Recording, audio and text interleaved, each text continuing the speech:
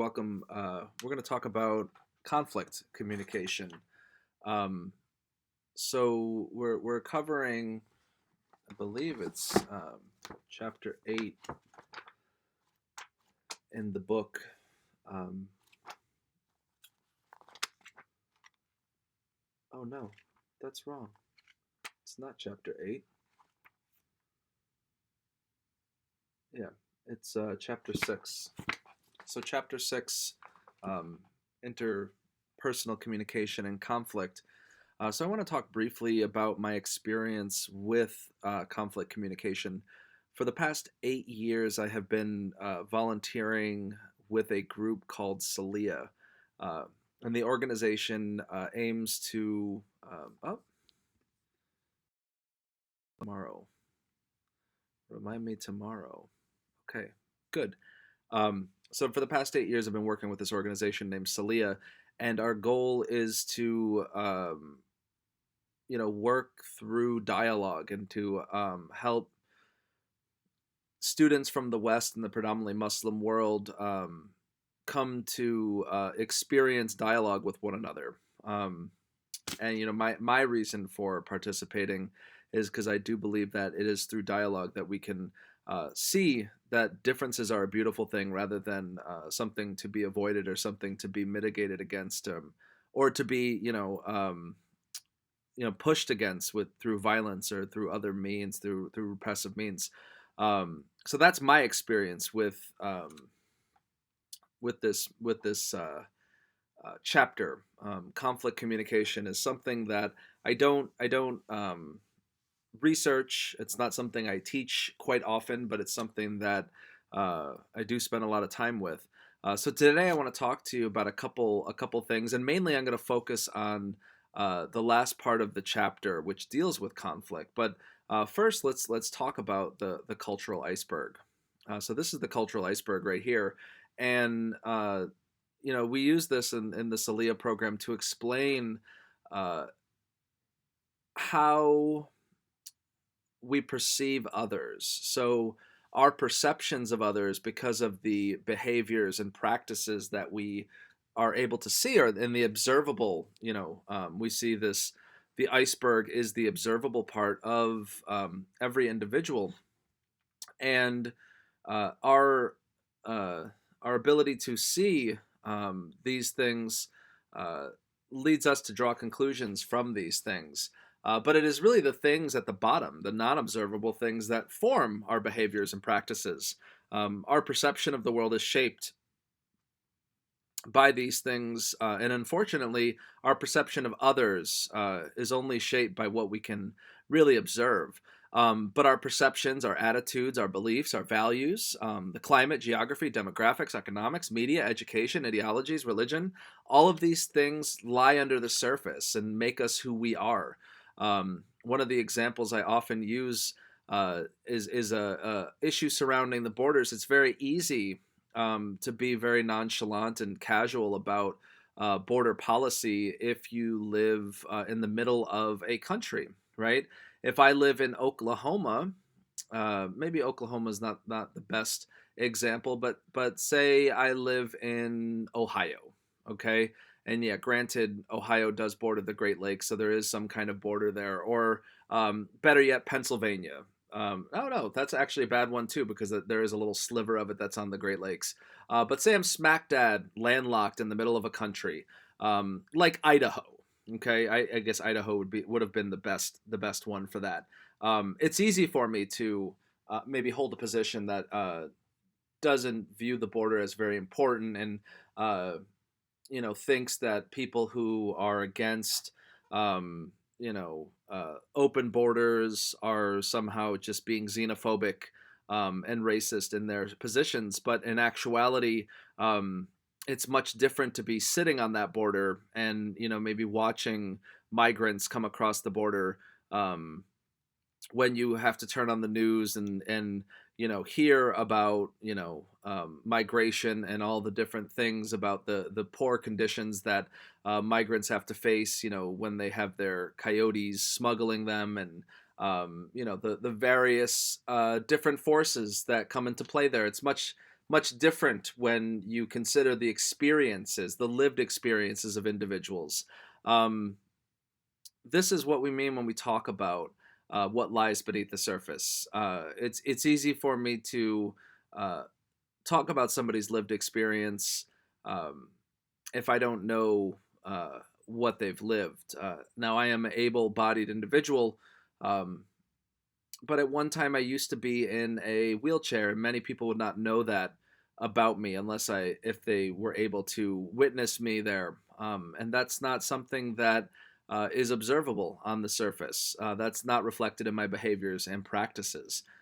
So this is something to take into consideration, and we will reflect back on this when we scroll through a little bit more. So I wanna go to page 144. If you can flip open to page 144. And if you scan through there, you'll see that starting there are some conflict styles that are listed. And these conflict styles become very important for understanding how conflict works and how conflict operates. The activity that you will choose from today um, will actually start referencing the strategies, the conflict strategies.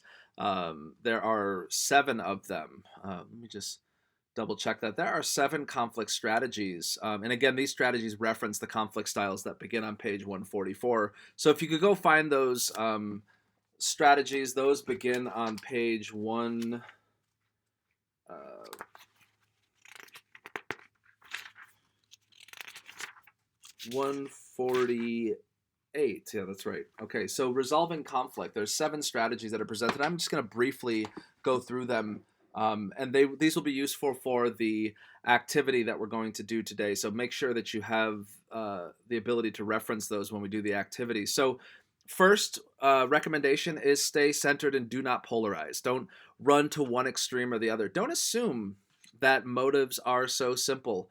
Remember the cultural iceberg. That's a very useful image to help remember that. Ask to find resolution somewhere in the middle, right? So don't hold tight to your extremes, right?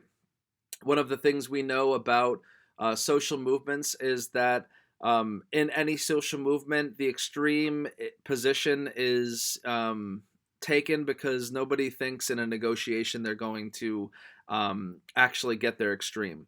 It's hopefully going to be somewhere in the middle, and that's from experience. That's typically what we get.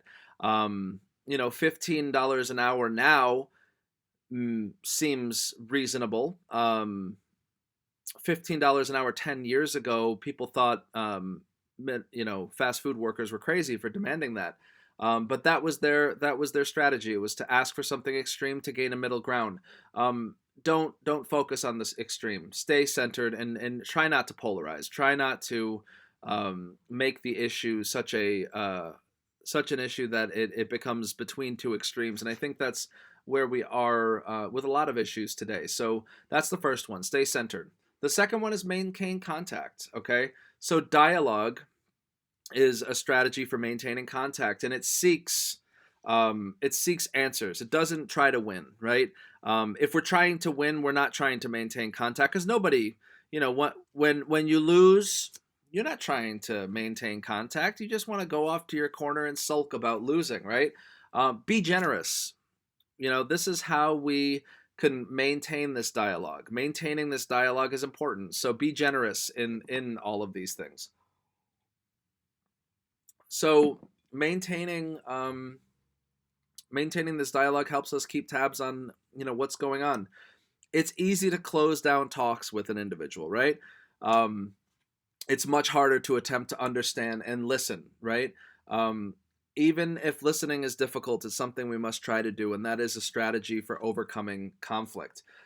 Third, recognize that there are different conflict management styles, right? Some people need to win. They absolutely have to win, and then that's the case, and you also like to win, but you don't necessarily need to win, maybe let it go, because it's going to avoid the conflict on that and decide which battle you want to choose. Some people need to ignore the problem and pretend that nothing happened, right? That's some people's approach to this. And recognizing that there are different conflict styles amongst individuals ultimately reduces conflict. Not everybody, right, is going to be, confrontational. If you're expecting, say you're in a conflict with your buddy, and your buddy is somebody who does not like to get into confrontation and likes to be passive, or um, as the book refers to it, the avoiding style. If you're with in a confrontation alongside of your buddy who likes to avoid conflict, and you're on the ride home and you're like, oh man, I can't believe that guy, he's such a jerk. Why did you just let him walk all over you like this? You got to get in their face, man. You got to get in their face, and you got to, you got to let them know who's boss, right? You have that domineering conflict style, and it's unacceptable to you that person would avoid the conflict. Try not to let that difference between conflict styles become a conflict in and of itself. Fourth, right? Um, Identify preferred conflict management styles. This is recognizing your own style. What is your preference, right? So I like to avoid conflict. That's who I am. But recognizing that in myself leads me to be more critical of my own behavior and my own approaches to conflict. Um, you might be confrontational, and knowing this, right, helps you prepare yourself for a potential conflict, right? Knowing this helps you prepare. If you know you're walking into a conflict, knowing that you're confrontational, knowing that you have a dominating style is going to help you resolve that conflict, because you know what your reaction is going to be. So keep that in mind, okay? Fifth, be creative and expand your style repertoire, right? Basically just, you know, um, the book says you might avoid conflict now, but maybe you want to compromise. I like avoiding conflict, but maybe the thing to do now is to compromise. Maybe the thing to do is to try to dominate the opposition. Um, don't get stuck in one way. It's not going to benefit you, and it's we certainly cannot handle every conflict the same way every single time. Um, it's never a bad idea to visit some different approaches, right? That we've only ever dreamed of. Maybe you are, maybe you're obliging. You like to oblige, and you like to go, okay, all right, we'll do what you want to do. But say you've admired somebody who has this integrating approach where they're like, all right, so we're gonna do, all right, guys, calm down. I know you want to go play laser tag, and you want to go to the movies, and you want to go out to get a bite to eat. How about we go get a bite to eat and play some laser tag, and we catch the midnight matinee, man? Doesn't that sound great? Right, it does sound great in the middle of a pandemic. That really does sound awesome. But maybe you admire the guy who integrates, and you want to be more like that. So maybe take that into consideration. Be creative, expand what you're used to. Six, I want you to recognize the importance of context in the conflict. So I want to give you an example from my weekend yesterday. I was upset that a woman had sat down on the bench where I was getting ready to, have my daughter and my wife sit down. We had our stuff sitting there. We were the first ones to get there, and this woman just rushed up and sat down. She wasn't wearing a mask, and I was really pissed. I was like, look, I come out of my way. We're trying to get my daughter out of the house, and it's just this old woman and, her husband and their old father or whatever tagging along with them. We were here first. You could at least wear a mask. I don't care about sharing the thing. But now I can't even sit here because you're just breathing all of your mouth all over the place, okay? And I was very upset, right? I was very upset about this. And, I took the bags off the thing, and I, walked over, and we found a spot sitting on the ground, so she took the thing. And I was running my mouth. I was talking to my wife. I know I probably wasn't very silent. I wasn't being discreet about this. I was kind of upset about this, but I wasn't being openly confrontational with the woman. I just let her sit there. And a couple hours later, I saw the woman uh, in another part of the town, and she was sitting in one of those, push behind wheelchairs. So I thought to myself, and I empathized a little bit. I thought of my mother. I thought my mom she doesn't walk as much, as far distances as she used to walk. And I thought maybe this woman has a similar thing, and she just wanted to get off her feet. So I still, I couldn't um, forgive the whole, walking all around and, breathing all over the place. but I still should, be empathetic to the fact that I certainly don't need to sit down. And this is the iceberg thing. Um, we don't know what the person is going through. I don't know how it feels like to stand up. Maybe she's in a lot of pain. Um, so that is context. We need to understand the context of the conflict, right? Um, it's important that we take into consideration everything, and sometimes we can't. We only have so much, and this is the cultural iceberg helps us with that. Finally, the seven thing is to forgive. Sometimes forgiveness is the best way to go, and in the book it goes back into the human history of forgiveness and all that stuff. But really, sometimes you just got to be the better man and just be like, look, I'm good, whatever, I forgive you, I'm moving on, you should move on too. um, it's not worth it. It's really not worth it. And that leaves me to reflecting, and into our activity today. It leaves me to reflect on what is has been going on in the 21st century, in the past 5-6 years of politics in this country. Um, and there is not a lot of forgiveness or a lot of leeway or a lot of generosity being offered one way or another. So this is the activity I would like to do. I'm going to show you 4 Facebook posts. Okay, there's just memes. All right, um, and excuse me. And I want you to pick a strategy for responding to these. Okay, either you post your response, right? So you write out, this is what I'm going to post, or you respond to the message in your head. Got it? I want you to pick one strategy. I want you to name the strategy for each one. There's going to be 4 of them. Okay? I want you to choose to respond. So remember, even not communicating is communicating. So I'm going to show you one for libertarian right, one for Republicans, one for Democrats, and one for Democratic Socialist, or the left of the United States. So I'm going to show you 4 of these, and I want you to choose how you respond. Now, it doesn't have to be a comment. It can be how you would respond in your head. A response is a response, whether you vocalize it and verbalize it, or you keep it to yourself and you just say it to yourself, and this is what I'm going to do. Sometimes I choose not to post. Sometimes I see something that's super hyper offensive to me, and I choose not to reply because I want to maintain my relationship with an individual or with a group of individuals. So I'm going to one by one show you these images, and I want you to respond to these. So here's the first one. This is for the libertarian right. So go ahead if you need to pause.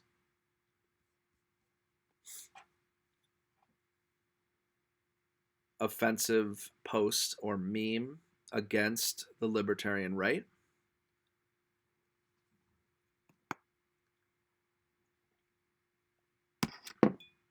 Okay, here's the second one. This is an offensive post to Republicans.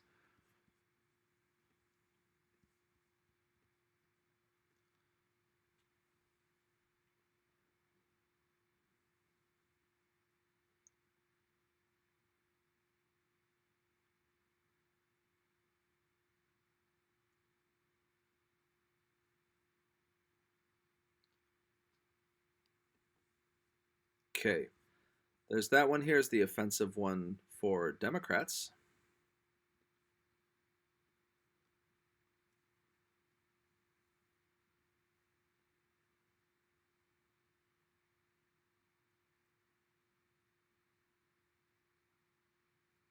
Okay, and finally, let's see here. I had a hard time finding an offensive one for American, like Democratic Socialist or whatever.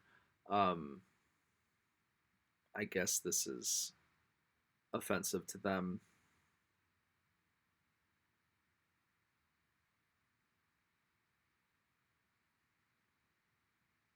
Maybe thinking of it, this is more of a hardy har har for somebody who is doesn't like Democratic Socialists of America. Um, so that is here we go. There we go. All right. So that's what I want you to do. I want you to pick a strategy. Again, starting on page 148 of your book, pick a strategy for each one. Okay. Not the same strategy, obviously, for each one, and share how you will respond using that strategy, what type of response you will put together. And that's it.